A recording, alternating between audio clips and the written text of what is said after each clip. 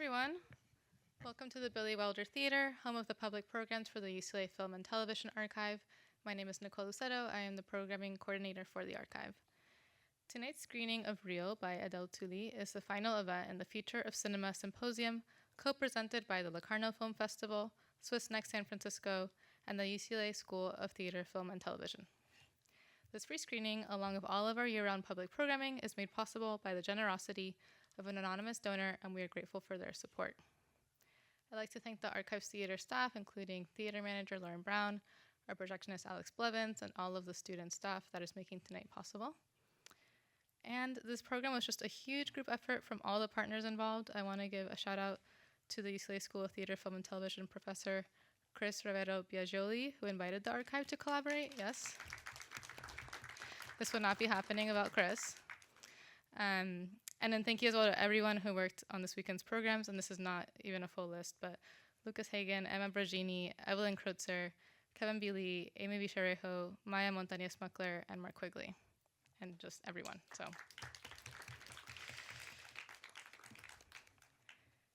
hopefully some of you guys came to other programs. This is the first for some folks in this program. Some first. Okay, cool. If you want to read more about what was screened, I think there's some programs, some catalogs in the lobby, and the information's on our website as well if you want to catch up, because it's been a really fun weekend. Our curatorial teams worked together watching and discussing media to come up with a cohesive series reflecting on the uses and ideations of automated technologies over time. Adele Tulle's feature documentary Real travels around various countries documenting the use of new technologies and AI, observing humans doing what I would consider mostly human things with this new tech. This film brings us into the modern day in our program. It's real as the title goes, though at times I wish I were watching a distant speculated future.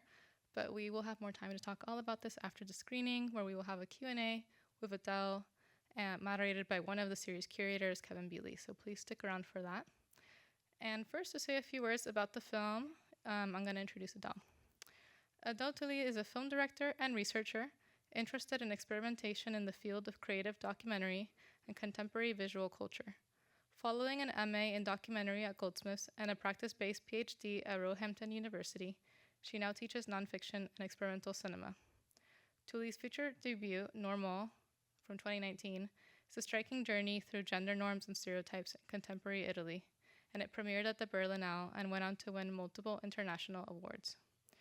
In 2024, she released Real, a visionary documentary exploring the human experience in the digital era, which premiered in the competition at the Locarno Film Festival. Please join me in welcoming Adele.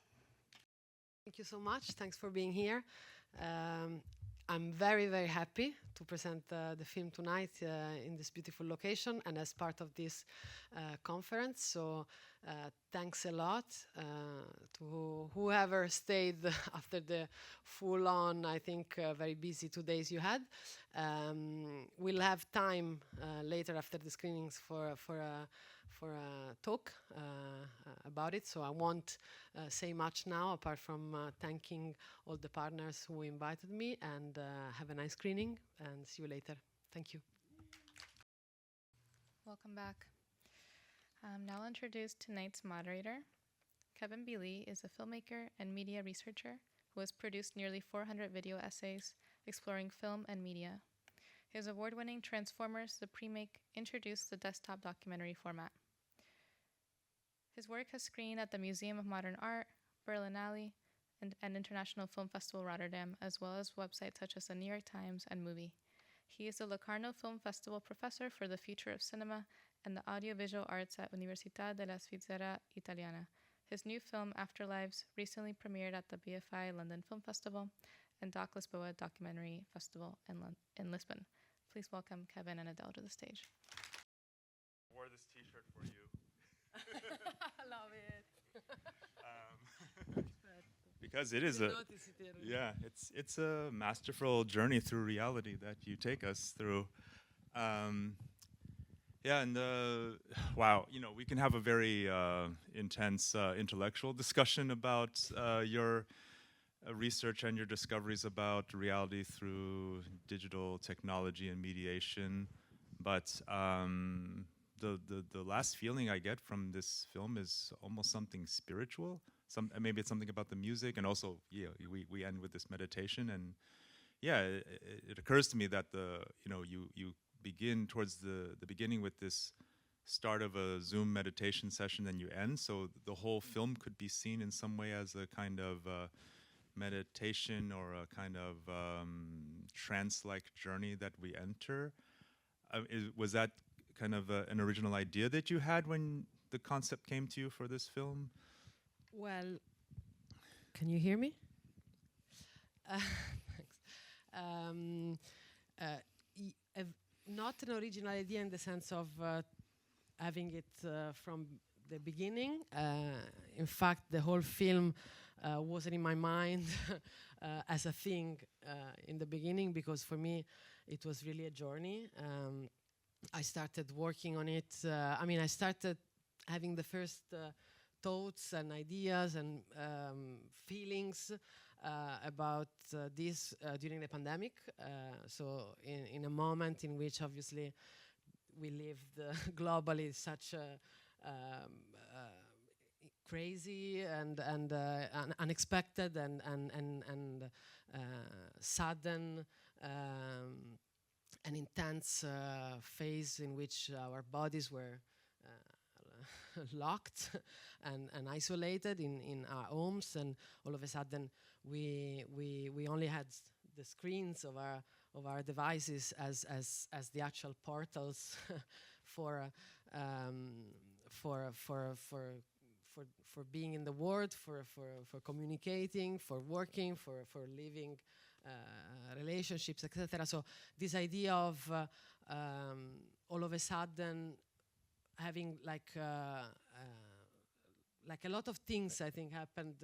At least in my mind, in those days, the level of surveillance as well, the relationship with these screens, and the transformation of screens in mirrors. All of a sudden, we were in these calls and in these, meditation sessions or yoga session or any, aperitivo with friends or whatever sessions, looking at ourselves all the time. That was an interesting thing of that moment, in which, of course, we had this type of communication happening even before then, but in that moment, obviously, it became the only way of being in the world, and the fact of becoming squares and having to interact with others through looking at our image all the time, which was something like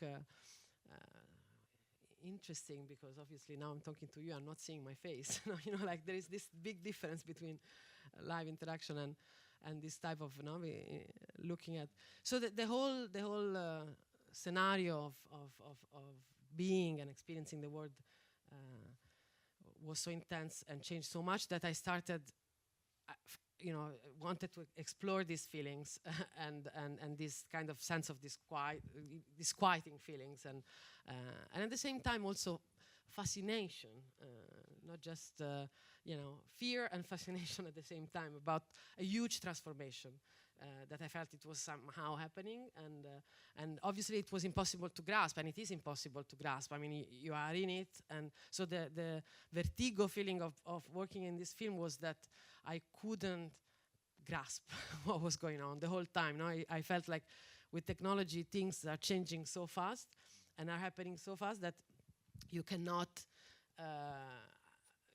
manage to fully understand what's going on and to give answers or to so the making was just a research process and a series of questions, and so I never had a clear idea in the beginning, and actually I felt lost all the time while making it, and I kept kind of looking for things that could lead me somewhere, and so in this sense I consider the process quite essayistic, in a sense that it was an attempt all the time of thinking through certain feelings and ideas, through collecting images and stories together in a way.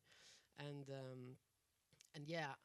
ultimately, I don't like film and edit as separate moments. So as I was filming, I began editing, and the whole film developed this way throughout. And then towards the end, I realized that, yeah, actually this circle of this meditation session made sense in a way, no? Also because I was fascinated about the fact that there is a lot of spirituality in the net, and this culture of like this whole new age kind of culture is a lot of longing you can feel. Yeah, there is a lot of I mean, obviously there is a lot of need for answers, presence, feeling the other, feeling or a lot of trauma that needs to be healed.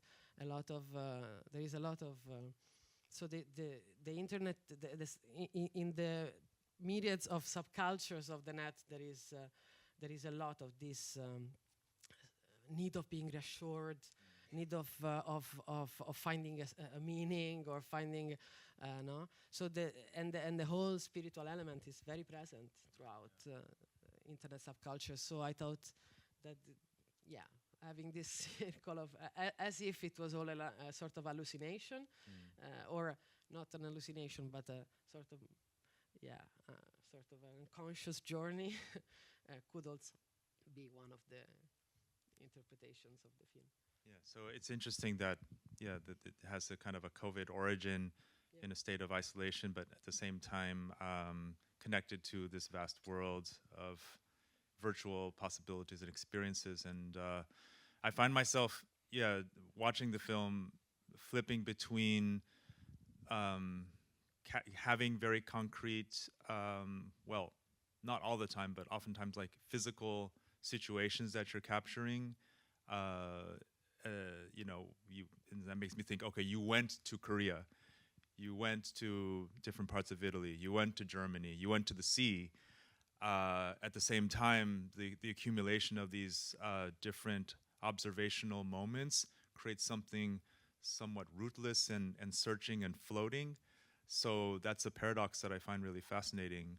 And so I want to kind of get myself back on my feet on the ground, think about it very practically, just to be able to grasp the material reality and the practicality of making the film. So how did you go about identifying specific locations, cases, characters? There's some interesting characters that we encounter throughout the film. How did you proceed through this? Yeah, essentially, when this idea started to become like, okay, we are actually entering production, and there was a long phase of research and pre-production, and quite a long one, like months of not only talking to people, like from artists to experts of different fields related to internet culture, to different kind of interlocutors to kind of have a map of ideas, and starting to kind of really mapping out sub themes related to this relationship with the net, and so like from the whole work and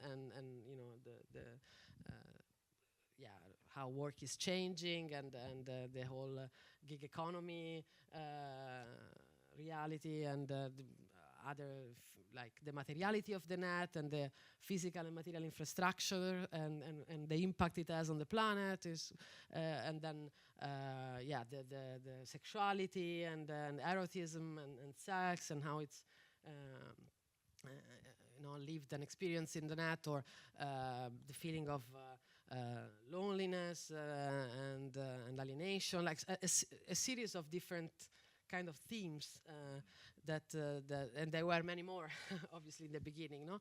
And then each of these kind of themes started to gradually become a possible story through which one could talk about it, and so I started each story in a way. Each character was a long process of research into a specific field. Like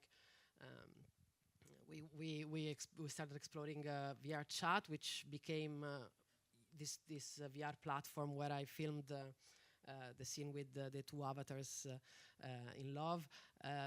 It became a huge, quite huge during the pandemic. It's kind of course, for the need of people to kind of meet other people, and there is a very interesting community in this space, because it's one space that is like very different from most of the colonized and centralized and platforms that are run by big tech companies that are obviously have this kind of economical goals as their first so they are meant to be construct in a way that give you dependency. And so it's not as profit driven as these big tech it's platforms. kind of like there is a character in the film that says this is like the only space beyond there is like not capitalist but something like that. She says it's not quite outside of capitalism, but because obviously it's a private company, but it's interesting because it provides a space that is mostly used by the users, like the avatars, the words, everything is user generated, and there is no logic of likes and followers and publicity, and so there is all that logic of the common social networks is not there. So actually people meet just to hang out, to engage, to spend time there, to have events, and the time is diluted instead of very fast. It's really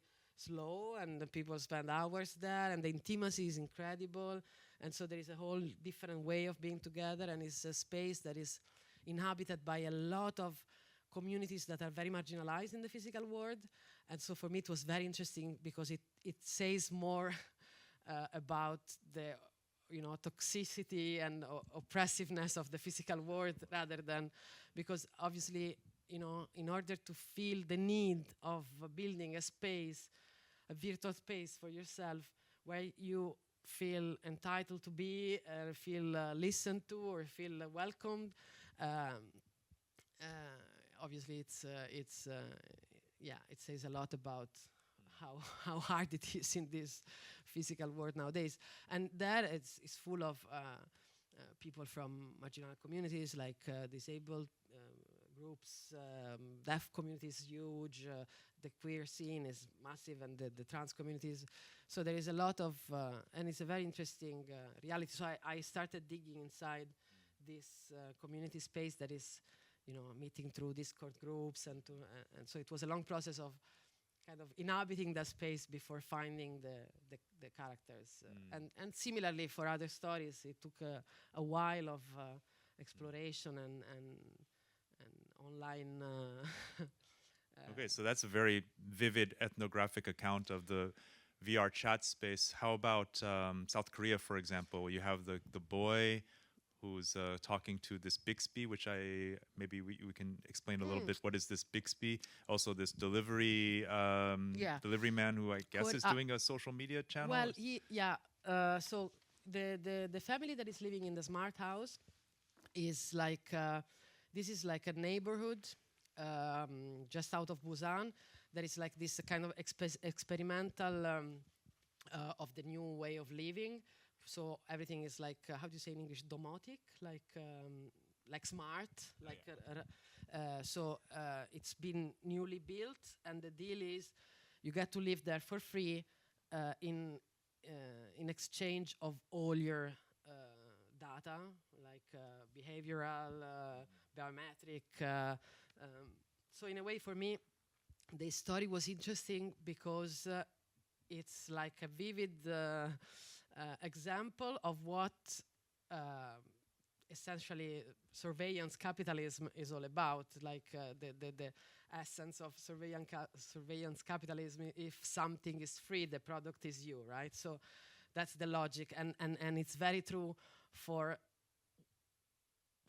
also for us and the way we use our phone, in the sense that by using all the free apps that we get, we actually get all these free, very convenient apps in order, in exchange of all our data, the movement, the interactions, the likes, the transactions, anything, essentially anything we do. And it's very similar, but in that place, it kind of becomes more evident, the whole logic of it. And of course, there is a lot of it that is useful. Because obviously technology can also be a great thing. So you get better, how you say, transport, like the logic of the traffic control and the recycle or the water consumption or the electricity. Like there is a whole, because everything is kind of. And even the prevention of health and by knowing exactly how. Yeah, and it's interesting you see this in Asian cities. Also, Singapore, I think, is doing this. I think maybe. Yeah, there are a lot of these programs that are like just experimental new ways of living to kind of test how it is. And on the one hand, there are a lot of good things about controlling some of these. Aspects like water consumption, recycling, etc. On the other, of course, there is this dystopic aspect of being completely surveyed to the last level possible. And Bixby is simply the Alexa of Samsung. It's like the AI system that works with Samsung. So you kind of, and it's obviously inbuilt in the whole flat. So it's a thing that you always ask questions to because it's connected to the whole house, and every device they have is connected to it. So, well, speaking of connections, this will be my last question because I really want to hear from the audience. Just tracing a line of a sequential logic from one scene to the other. I'm just kind of playing through just the first few minutes where you go from Bixby to. Well, let's see what happens next. I mean, there's footage of the sea. There's this marketing conference in Italy, and it just kind of flows. And I'm always kind of guessing what's the logic, what's the association from one to the next. It sometimes feels more, like a poetic association. And there's this one cut that I found really fascinating where you have the Korean boy wearing a mask, and then you cut to Venice, and Venice is famous for masks. Because then we see a person with a mask, doing his thing on the street. So how did you start to piece together moments and scenes into a sequence that made sense to you? That's a very interesting question because sometimes editing for me is like very instinctual, and when you find a note on the piano, like some things that is very difficult to point down, but it's a lot of it's obviously associative, and I like to work with symbols a lot, so masks or I don't know, water or screens or surfaces, I don't know, like, so there are a lot of symbolic elements that kind of recur or associations of this kind. The fact is that compared to other films I've made, in this one I was really having this haunting feeling of not finding an answer to my quest, to my to my research questions. So obviously, because I mean the film doesn't provide answers, and for me that's important in any case because for me, I mean also I didn't want to be staying in this kind of polarized debate between technophobic or techno-enthusiastic or having a position about that, which is like what usually the mundane debate about technology is really pushing you towards this kind of and for me that's not healthy because it's really not about that, not about taking a side. It's more about trying to dig into some of the big transformative existential questions that, and so somehow for me it was difficult to do it this time because I was struggling with finding a thread. So it sometimes you feel lost when you're editing and you're kind of, so at some point I felt like the first half of the film, and this is my interpretation, but I don't know if it comes through, but for the first half of the film is a bit more narrative, in the sense that it kind of gives you an orientation about what is the film about. So it's kind of trying to kind of put out the themes through some of the stories and the characters. And then from a point onwards, it's very, I abandon any narrative intention willingly, and it's very immersive and more experiential than rational. And sometimes people, I love feedback, so people felt like lost and detached from it, because maybe after that moment they've wanted to kind of reach to an end of some sort or see an evolution in the characters, or kind of find the narrative, and others liked the fact that it's very open and it's a series of immersive and experiential ideas, flow of ideas and associations, that you can find your own thread in it. You can find some connections to it, but it's really open, so you can feel a bit lost too. I don't know how it feels, but it feels like a meditation session, because when I do meditation sessions, I always think, what kind of answer or revelation will I have?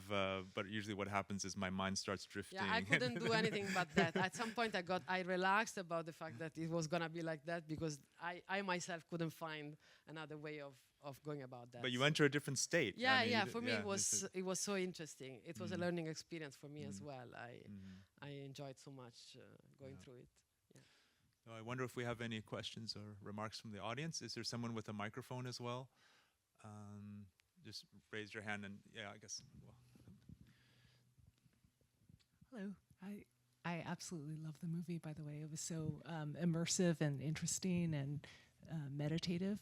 I was very curious about one section of the film. I thought that it felt very much like you were not, you were putting information out there and these images out there, and we were drawing our own conclusions. But there was one section of the movie where you kind of had this kind of layering of all the different images and like online pieces and whatnot, and it just felt a little bit more judgmental, or like there was judgment in that piece. And I was wondering if you could speak to that a little bit. I was really sure. You refer to the collage of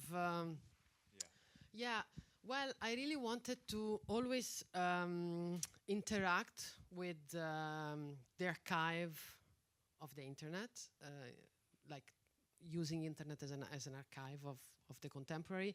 And so the stories, I feel myself, I always had in mind that they should, that they would make sense in interaction with material from the web. So I built several sequences throughout the film in which the material from the net is kind of interacting with the scenes. And there was this moment in which and there is this other thread of the film of the material infrastructure of the internet, and how material and actually material it is, and huge, and how often there is this like massive buildings, or laying cables, submarine cables, etc. In remote also areas of the planet that are actually kind of come si dice custodire? Construction? No, protecting, sort of, cioè sì, keeping inside all the life and the existences of the web. So in this particular one, there was this data center where it's interesting, if you think about that, it's kind of a massive building of all these kind of servers and all our online interactions, the chaos also of the online world, and the overload of information and of images, and exist inside these servers, inside this anonymous huge monolith building there. So I wanted to kind of have all this kind of craziness that is locked in there, kind of come out and resemble the brain rot feeling that we somehow are exposed to when we interact with our screens daily, because willingly or not willingly we kind of get all the time a crazy amount, an overdose of images and information that we are not able really to absorb in any possible way, especially because they are like so fast and they last seconds, and they are like they are not they are so random and they don't make sense, and you can go from like a cat making a funny thing and a soldier in war and in the space of 3 seconds, and they're all coming at you maybe while you're waiting for the bus and then doing something. So it's all like this chaos of the I wanted to try to find a way of putting it out. So it wasn't so much for me about judging it. It was more like expressing this chaotic sense of insanity that is all these images, and how can we actually process them?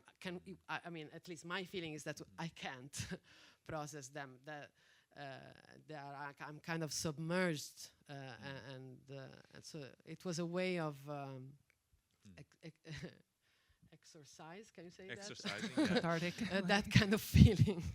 It's interesting because your montage, your sequencing, there's also a bit of randomness to it itself that resembles like a TikTok or Instagram scroll, but it's in slow motion. Like we have more time to absorb each scene and each moment. Yeah, sometimes we called it an algorithmic montage, relating to what you said earlier about the fact that the connection between one cut and the other is not not easily apparent. Yeah. Narrative in any way, but it's a bit algorithmic in a sense. There is some method to it that we have to unlock the algorithm. Yeah. Another question? Oh, many. Okay.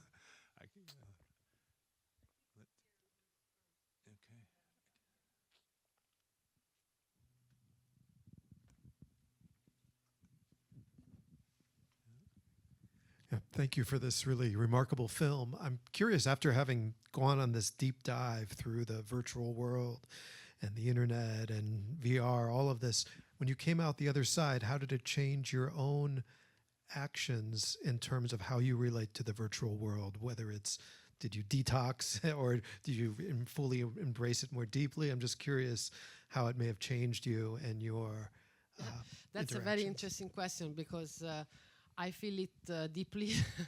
I went through a very huge binge of digital consumption while making the film, especially with the TikTok and that kind of images.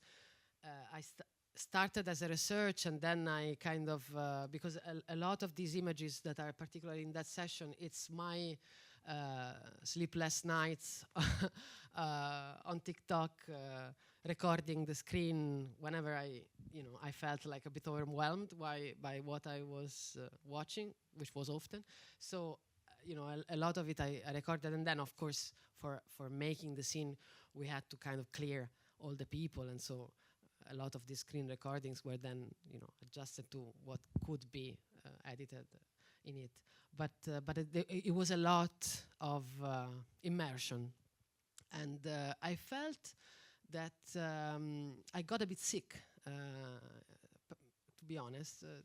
And it started with the pandemic. I mean, I had this kind of disturbing feelings about being too much, attached to and I am from from a generation that is, is supposed to be like, I'm supposed to be the same age as of the internet. No, they say that it started in '83. I mean, of course, as a prototype, but that's when I was born, and I felt like I lived exactly every single phase of this transition, no? Of this kind of digital transition, and from every step of personal computer, the first modems in the house, and the first smartphone, and all the apps that came after.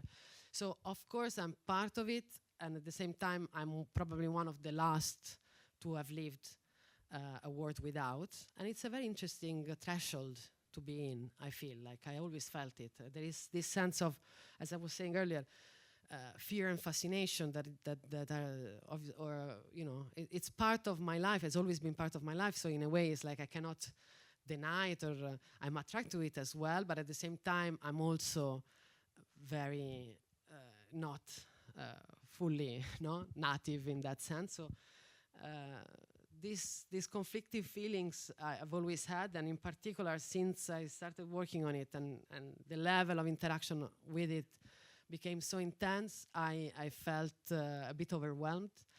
Yeah, the first personal reaction was the need of, I started walking in nature, which I never did before much, and this kind of obvious, banal needs of detoxing a bit. But at the same time, I'd never managed to go back to the screen time I had before making the film still. So I'm still struggling a bit with that. And I don't know if it's because of me making all these, or because the times have changed so much that probably all of us after the pandemic have, you know, changed our screen time, because we have normalized so much of what happened since the last 5 years.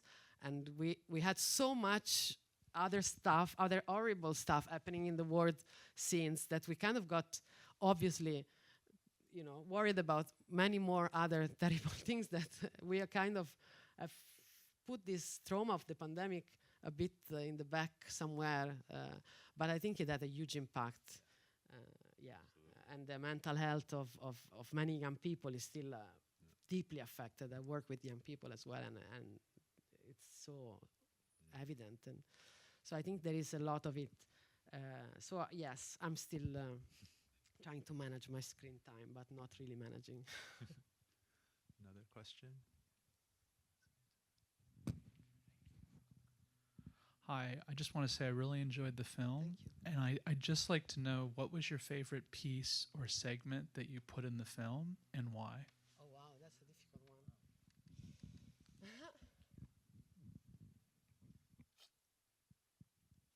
Well, that's a very difficult one.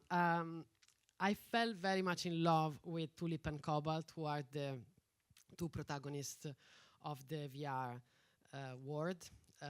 We became very close friends. We have, you know, it was a beautiful journey of discovery for me, to get to know them, their world, and the way they opened up in the process. And I would have really put in way more of them and their lifestyle and the experiences that they have. There is so much more more interesting stuff that is going on in there that I didn't manage or didn't to describe in the film. Also because it's quite difficult to film. I mean, I had to invent also a way of doing that, filming inside VR and finding a way to make it in a way that it made sense to me or to them. So there is a lot more, and I feel that was probably the strongest personally encounter, and that made me challenge a lot of assumption. I think it's very interesting that is the only scene that is actually completely virtual, where the body is absent completely, you know, and yet is the most intimate, warm scene of the film, and it's genuinely so. Like, it's not that I made it like this because it was an interesting contrast. No, it was really intense to live in these spaces, because the intimacy of that space and the level of I find it so interesting what they say about the fact that they could never experience such intimacy in the physical world, that I could never feel so loved or so close to people, or so like, and they generally experience that. And there is a lot of interesting stuff happening. A lot of them feel feel the phantom touch is called, the possibility of feeling on the body the touch when they hug and when they kiss. And it's so interesting because this is something that the brain can do because it's, I don't know, there is this scientific thing that has a name that I always forget. There is this thing when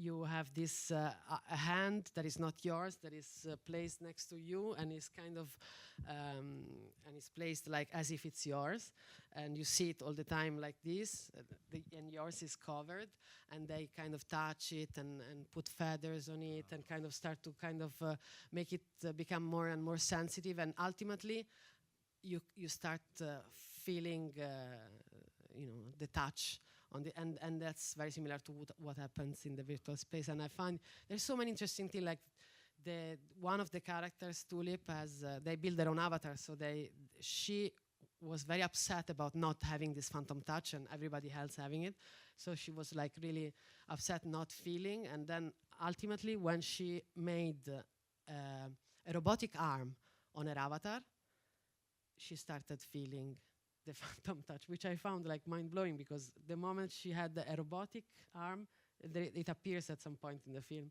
like the avatar was wearing a non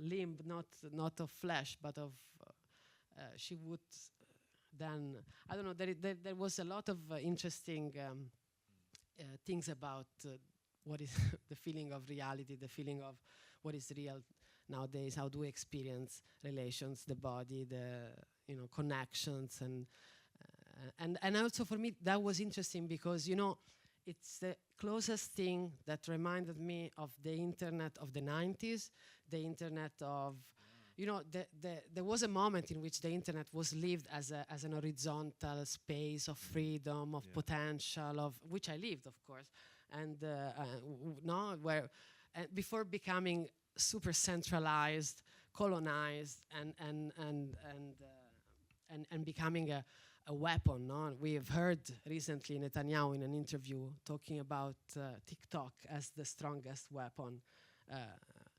So we know that nowadays, and we also saw Trump gathering with all the big techs, the tech brothers, so we know that's the new form of power and domination, and so that kind of illusion is lost, is gone, of horizontality, of freedom, but this space somehow is still resemble that, because it's not made for any other purpose than being together. And so in fact it's not a coincidence that is inhabited by a lot of people that don't fit that don't find a place in this structure, in this system. So I find it very fascinating. That's, for me, it's like maybe the liberating aspect of, because for me technology is not bad. The technology is an instrument. It's neither bad or good. It's how you use it, of course. I mean, it's who dominates it, who controls it, who owns it, and how. In that space, there is this kind of small sort of space of freedom that is left. I think that it gets back to informing your montage. You're like, there's a kind of web browsing or searching quality to it. That this type of montage that is like more interested in possibility rather than like concrete meaning. So it has the navigation. It has a 90s Netscape Navigator vibe. Yeah. Another question. Thank you for the film. I teach a course here called Digital Media Studies, and I'm going to use it because it brings all of these things together so nicely. The kind of tech sublime of like a manufactured landscapes featuring the photography of Edward Bertinsky, which shows kind of like these submarines cables and thinking about the environmental impact of all of these technologies. And then also, I was thinking of that sequence, the montage, Marco Brambillio's work, which is such a saturated, sublime of like this kind of, we might call it like a monument to the bullshit that the internet has wrought. right? But there is something it's very interesting to hear this personal experience of, it does feel very COVID, and that makes a lot of sense, that it's about your kind of musings about the pandemic. I want to hear about these personal connections, because I noticed the name Adele Tulle. Say it again, personal collection? Connections. Yeah. That drive the narrative, or that drove the filmmaking. Because I noticed, I don't know if you were one of those squares in the meditative, Zoom session. I want to hear about that. But, what's interesting is when I try to show students films that were made in the pandemic, they say, absolutely not. We don't want to think about that time. It's as though, let's just act like that didn't happen. And so they're not very interested in films that we had to make, and there were some failures, things that, Kevin thinking so much about desktop documentary, and also thinking about desktop films and how unfriended, and kind of like this these horror films that came from that kind of need, that more people were thinking about how to make films at home, right? And there's all these kinds of moments of like online cultures, and the feeling and intimacy. You're describing ASMR, right? And I was really interested in the ASMR videos that you did choose, that we don't go vertical, we go horizontal.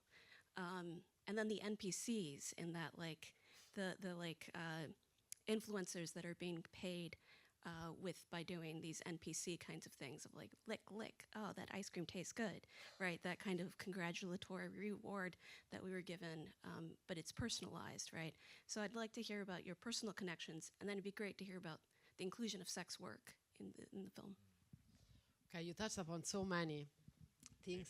Maybe you combine this. I'm also curious about this OnlyFans person, and how did you connect with them? And okay, the only fun thing was because, of course, again, yeah, you're right. It all somehow sparked from a lot of these things from the pandemic. No, that either it as well, like became like the biological interface between one device and the other during COVID. They were the only people that were allowed to be in the street. And with police, and I found it so fascinating, because I was during the pandemic, I was and that's probably part of the personal answers. I was so confused and overwhelmed by what was going on, not the virus itself, but the interaction with digital technologies. That I spent a lot of time on these websites that allow you to see the CCTV cameras that are live, broadcasting live. No, there are these websites you can access. I don't know, the live camera on Piazza Navona or Times Square, like that, and I spent hours watching at the Word during these months. The empty world. It was like watching like really a sci-fi dystopic movie, which all the cities of the world were empty, and they were only inhabited by police and riders, and it was so surreal. And then I would shift to Africam, that is this also platform that you can look at online with live streamings of cameras in the savannah, in the bushes, where you can see animals, whatever, like life in nature. And it was interesting to watch how life there was not really affected, and at the same time, I started being fascinated by this kind of interaction of the animals with these gazes, with these mechanical gazes that were all around them, and they eventually start to recognize, because they're always in the same spot, so they kind of always. So I started recording a lot of stuff in this moment, and OnlyFans and sexuality and the whole thing of sex work was hugely impacted. Of course, a lot of sex workers couldn't work anymore, and obviously not having rights, they struggled a lot, and I have a lot of friends in the sex worker collectives and communities, and this was an issue that it was discussed. And then OnlyFans, again, this private platform that is problematic in its own ways, but at the same time became one of these very liberating platform for many of them that didn't have work, and a lot of people, and even more people that weren't doing sex work before, started approaching it and became huge, like gigantic. And of course, in general, sex is one of the biggest market and consumed content online. So it was interesting in so many ways to include this course in the film, and also how the whole film is also trying to think about the role of the body in all this, because most of the characters are always on their own in relation to people, on their own physically. I mean, their bodies is on their own in relation to people through the devices. So there were a lot of layers, and so I started meeting people through friends, people that were working online, and I wanted, of course, I wanted to find someone that was completely at ease with the job and with working as a sex worker, in a resolved way. And my interest was never sex work as such, but was like the relationship with the devices, the sense of alienation also. And the sense of the fatigue as well of doing that, because obviously on the one hand you don't have the physical interaction anymore, and that's sometimes feels better, safer for a lot of reasons, but at the same time there is a lot of alienation, fatigue, and digital oppression with this constant interaction with subscribers that are, it's interesting also the relationship. Obviously, a lot of it is not explained or told in the film, but the relationship is like a personal subscription, no, on OnlyFans. So your subscribers, and you kind of have to please them. There is a market relationship, of course, but it's interesting that it's not like random viewers. They are like specific people. So there is this sense of, and it's similar to the relationship that Gunami, the writer, has with his followers, no? Because it's also, this is a thing, like the writer often and also are vlogger. I found out, and it's interesting because of course this is a way of making money, extra money, but at the same time a way of not feeling alone or lonely or bored, no? Because this is a sense of, so there is this interesting relationship that you build with these subscribers, followers that are not friends, but at the same time represent a form of company in a feeling of total alienation and isolation. But at the same time, they are not. And so, so there was an interesting contrast there, and I like the similarity with another type of work that is exploited in the gig economy, that is the right. So that was maybe one answer to many of your questions. Another question.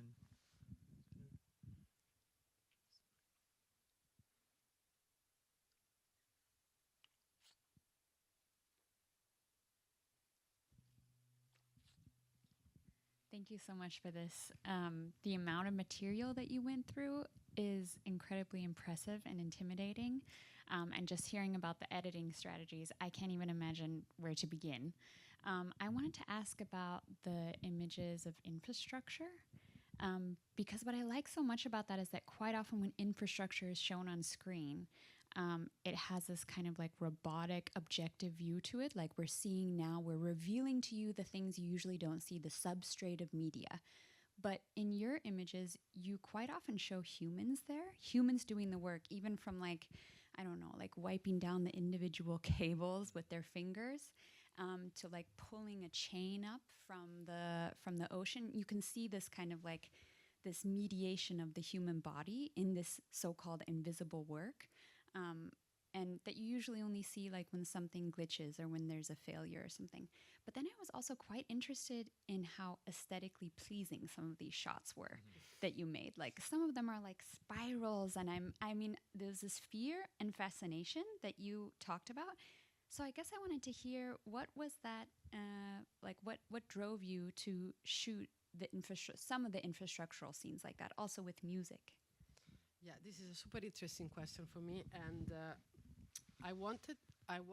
first of all, I wanted to do many more scenes of the material infrastructure of the net, and kind of because there is a lot of geopolitical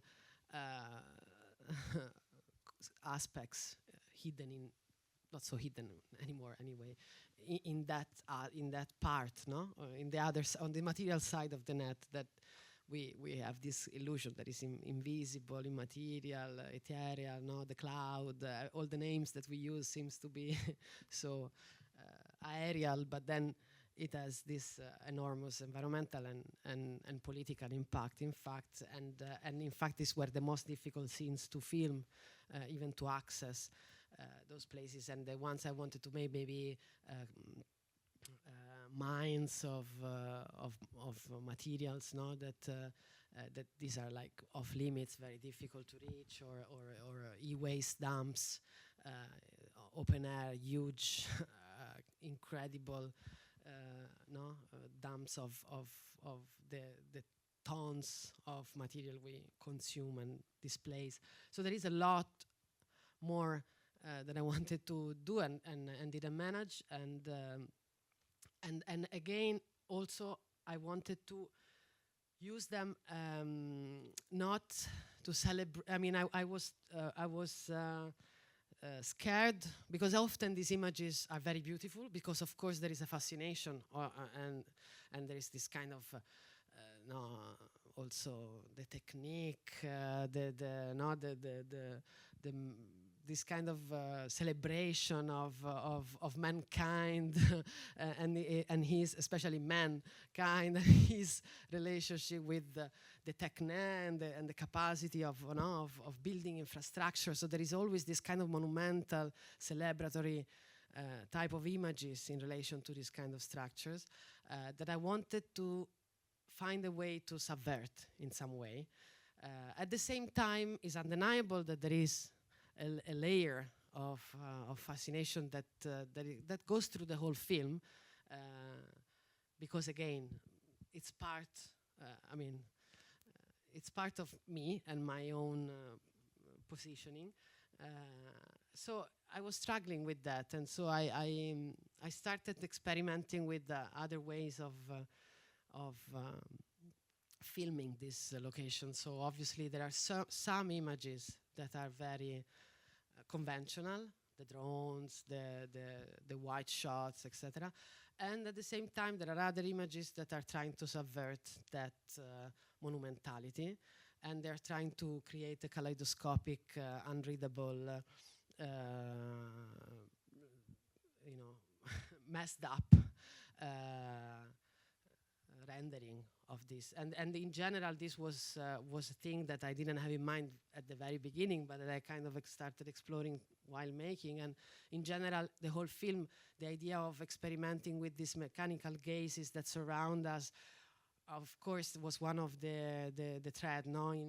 Like we are in relationship with the device all the time. I mean, I'm describing, all the film is about people interacting with machines, and then behind the machines, other humans, but ultimately with machines, with devices, and all these devices have gazes, have eyes, have sensors, no? And so I was trying to enter these gazes and sensors and trying to kind of see how they look at us, how they interpret us, how they surveil us or monitor us, or So I tried to experiment with these gazes from the one of the phone, and how the position that it has while looking at us, from the CCTV, the satellite, the sensors of the I don't know, Hoover machine or fridge or whatever thing surround us, like we are constantly looked at. And I was fascinated and disquiet at the same time about these looks. And one of these was this look that was not from any specific machine, but this look that was disrupting completely reality, no? It was simply a 360 camera that has the possibility of recording everything, and that you cannot. It's also fascinating as a director, because you place this camera and you don't have your own frame anymore, because it records everything. So you don't. You're not a director anymore. It's interesting. It places you in a very interesting position, because and then when you ingest this image, you can make images of reality that you could not imagine, like kaleidoscopic when you're a child, so this was also mesmerizing at the same time, like imagining a gaze that looks at us that you cannot even think of, and that the result of it is random. So I use that gaze in a lot of these infrastructures to kind of mess them up.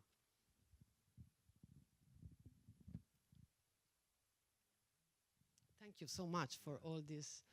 Yeah, while the mic's moving, I mean, what you're describing almost hints at a kind of machine or non-human POV, which I think you enter at certain moments, but that then kind of hints or suggests this idea of a machine consciousness, and we're talking about artificial intelligence and general. I mean, AI wasn't such a thing during COVID, but now it certainly is. Yeah. And so I wonder what, if you were to make this movie today, would you Yeah, incorporate I AI? often ask this question as well, because it's so interesting how fast everything is.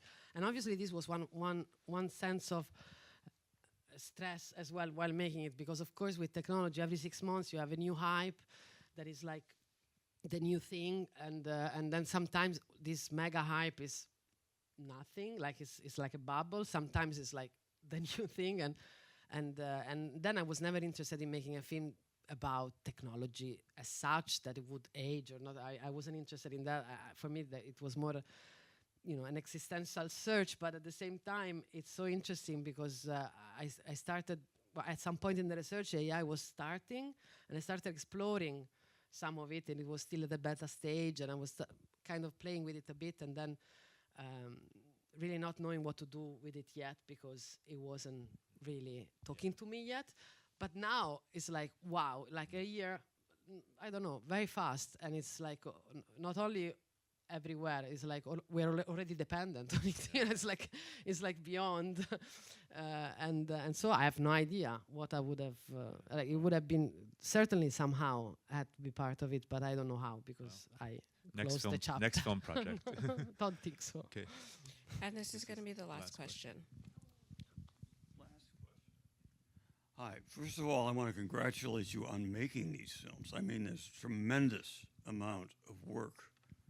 I know, just assembling all those images and creating them. So congratulations on that.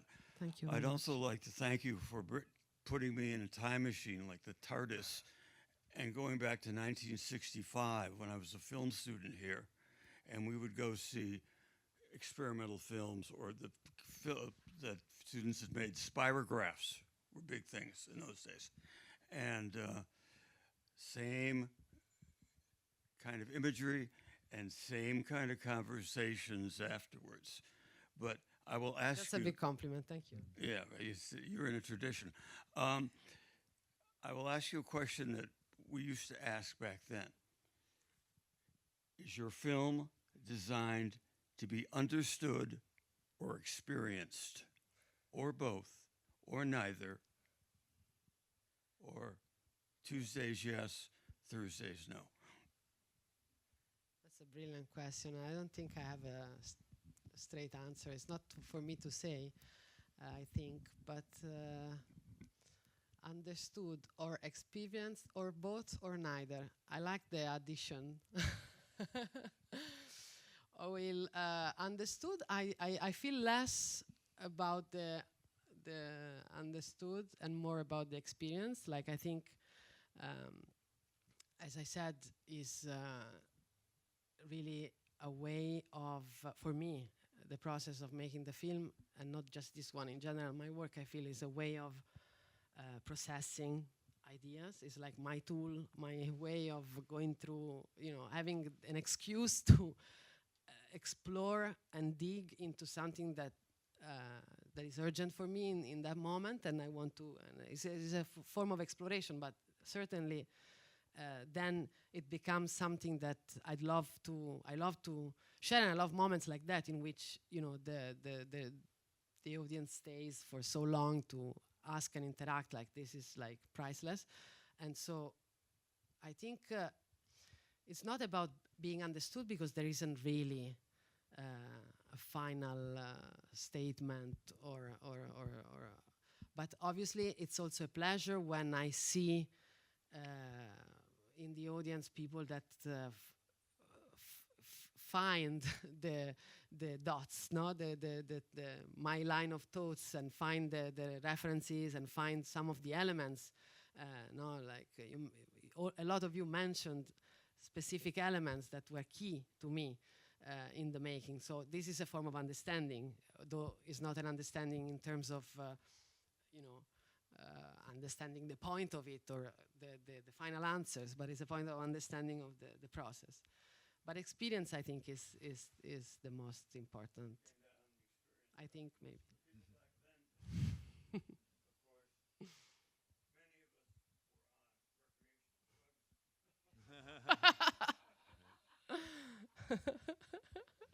Well, that was the beautiful last good question. Way to, Thanks so much.